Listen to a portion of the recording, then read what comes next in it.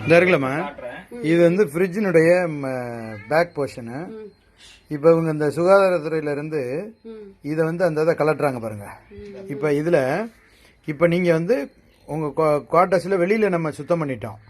இப்போ வீட்டுக்குள்ளே இப்போ உங்களுடைய ஃப்ரிட்ஜில் வந்து இதில் அந்த ஏடிஎஸ் கொசு அந்த இதுன்னு சொல்கிறாங்கல்ல, டெங்கு கொசு, இதனுடைய ப்ரீடு அந்த முட்டை போட்டிருக்கு பாருங்க, தெரியுதா? சின்ன சின்னமாக இருக்கு பாருங்க, அந்த இருக்குல்ல, இது எல்லாமே வந்து இது நைட்டுக்கு பறந்து இவர் போயிட்டு யாரையா கடிச்சு ரத்தம் அந்த முன்றது தெரியுமா? அந்த லைட் ஆஃப் பண்ணுங்க, லைட் ஆஃப் பண்ணுங்க. இப்போ முன்றது தெரியுதாம்மா? அந்த மூவ் ஆகுறது தெரியுதா?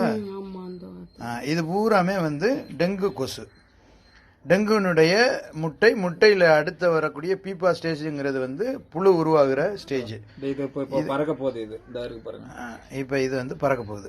இப்போ இது நமக்கு உங்களுக்கே தெரியாம உங்க வீட்டுக்குள்ளே உருவாகக்கூடிய டெங்குவினுடைய ஆபத்து, இதை நீங்க உணரணும். இந்த ஃப்ரிட்ஜை வந்து நீங்க வந்து குறைந்தபட்சம் எத்தனை நாளைக்கு ஒருக்கா சார் பண்ணணும்? 15 டேஸ்க்கு ஒரு முறை நீங்க பண்ணிட்டீங்கன்னா 15 டேஸ் கூட தாங்க மாட்டேங்குது.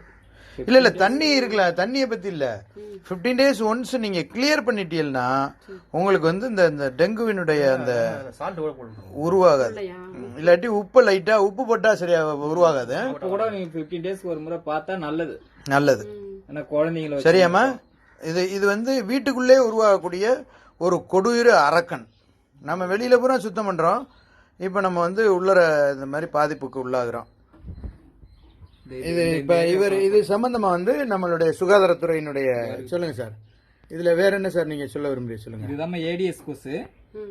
இங்க பார்த்து சொல்லுங்க. மலேரியா வரும். அந்த இங்க இத பாருங்க, இந்த பீப்பர் ஸ்டேஜ் இந்த கார்னர்ல இருக்கு பாருங்க. இத லைட் ஆஃப் பண்ணுங்க, லைட் ஆஃப் பண்ணுங்க. இது பீப்பர் ஸ்டேஜ் இதை கடிச்சுன்னா அடுத்த 3 டேஸ் 4 டேஸ்ல உங்களுக்கு டெங்கு மலேரியா வரும். மலேரியா வரும். இது ஏடிஎஸ். இது ஏடிஎஸ் வந்து மலேரியா. இந்த டெங்கு அனாபில்ஸ் தான் மலேரியா கொசு.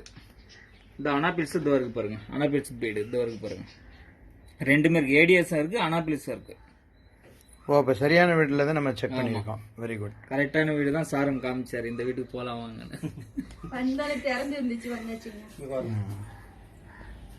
அப்படிங்க. ஸோ அதனால நீங்கள் வந்து இதில் வந்து தெளிவாக தெரிஞ்சுக்கங்க. இந்த மாதிரியான விஷயங்கள் வந்து இது வந்து உங்களுக்கு மிகப்பெரிய பாதிப்பை உருவாக்கிடும். ஸோ வீட்டுக்குள்ளே இது உருவாகிறது வந்து உங்களுக்கு தெரியாமலே ஒரு அரக்கனை நீங்கள் வளர்த்துக்கிட்டு இருக்கீங்க.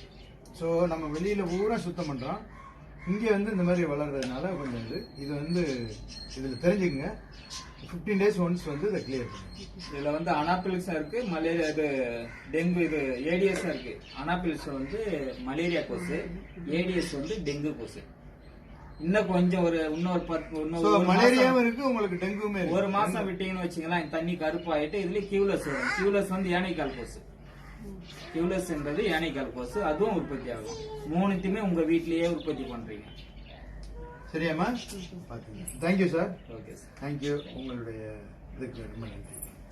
ரைட்.